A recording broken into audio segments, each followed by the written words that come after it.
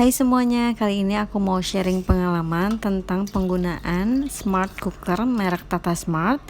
Sejauh ini aku menggunakannya oke-oke aja dan alhamdulillah beralih ke Tata Smart ini karena ingin lebih sehat dibanding penggunaan rice cooker sebelumnya. Jadi sebelumnya aku menggunakan rice cooker yang inner potnya itu berbahan teflon. Tapi karena waktu itu mengelupas, jadi sekarang beralih dan mencoba ke smart cooker yang lebih multifungsi. Sebenarnya penggunaannya ini banyak, bukan cuma buat masak nasi, bisa buat mengukus juga, bisa buat menggoreng, masak bubur dan lain-lain. Hanya saja aku belum memaksimalkan fungsi fitur yang lain selain memasak nasi. Nah, di sini aku akan mencoba memasak nasi. Di sini ada beras yang sudah aku rendam semalaman. Setelah itu aku cuci bersih lagi sampai airnya itu bening. Terus di sini aku masukkan lagi tambahan multigrainsnya. Kita campurkan dan masak bersama beras putihnya dengan menggunakan double boil. Lalu sekarang kita akan masak. Nah, untuk takaran airnya itu sejajar ya dengan tinggi berasnya. Di sini inner potnya terbuat dari bahan stainless steel 304. Jadi insya Allah aman ya, dan food grade juga. Sebelum kita masak berasnya, pastikan pantat panci yang stainlessnya itu tidak basah atau berair ya, supaya nanti lapisan dalam di bagian smart cookernya yang lapisan stainless itu yang di bawah tidak menghitam. Aku mau flashback dulu ke cerita aku sebelumnya yang menggunakan rice cooker biasa dengan inner pot berbahan teflon ya, atau coatingannya itu non-stick atau anti lengket. Jadi waktu itu karena penggunaannya sudah lama, lapisan teflonnya atau lapisan anti lengketnya itu lama-lama mengelupas. Dan setelah aku baca-baca informasi tentang teflon, jadi kalau sudah mengelupas itu harus dibuang gitu dalemannya karena tidak baik untuk kesehatan. Pada saat itu aku langsung beralih ke inner pot yang berbahan stainless. Jadi waktu itu aku beli inner pot terpisah yang ukurannya pas untuk rice cooker aku yang sebelumnya. Seiring berjalannya waktu, rice cooker aku yang sebelumnya malah rusak ya mesinnya gitu. Jadi akhirnya aku harus beralih atau ganti rice cooker lagi. Akhirnya beli atau jatuh hati pada merek yang Tata Smart ini karena semua inner potnya itu berbahan stainless steel 304 ya untuk lemnya, dan tentunya food grade ya, aman bagi kesehatan. Banyak fitur yang bisa kita gunakan saat menggunakan smart cooker ini, namun fitur yang sering aku gunakan hanya untuk memasak nasi dan mengukus saja.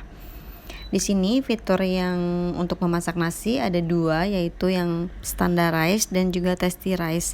Katanya keduanya ada perbedaan untuk di tekstur nasinya ya. Untuk yang standardized itu lebih ke padat tekstur nasinya, sementara yang tasty rice itu lebih ke agak sedikit lembek ya, atau lebih moist.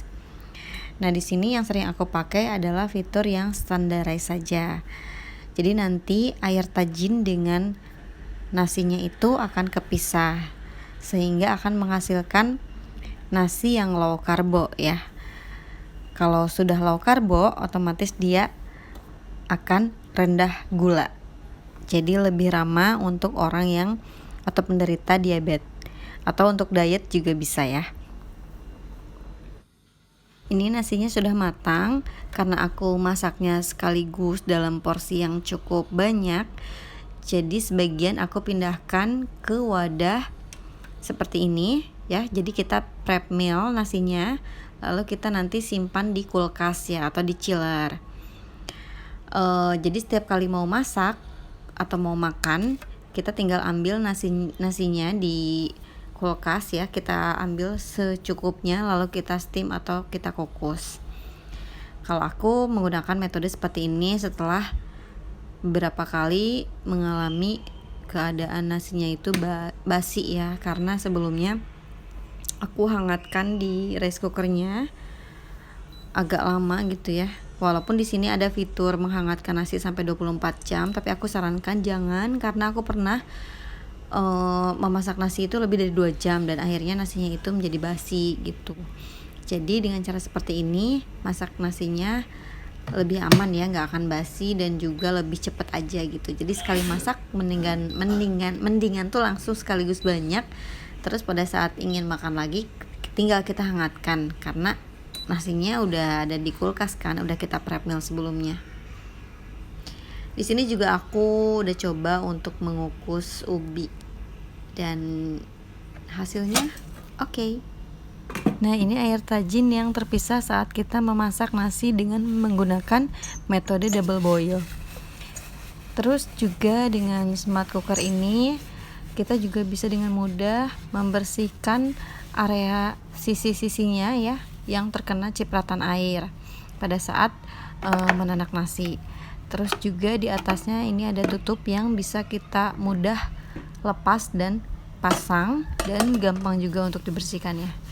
Sekian review dari aku, semoga bermanfaat dan jangan lupa ketika akan beralih ke smart cooker kalian pilih-pilih dulu dan baca-baca juga bagaimana fitur yang ditawarkan dan sesuaikan dengan budget masing-masing. Terima kasih sudah menonton video ini, semoga bermanfaat. See you on my next video.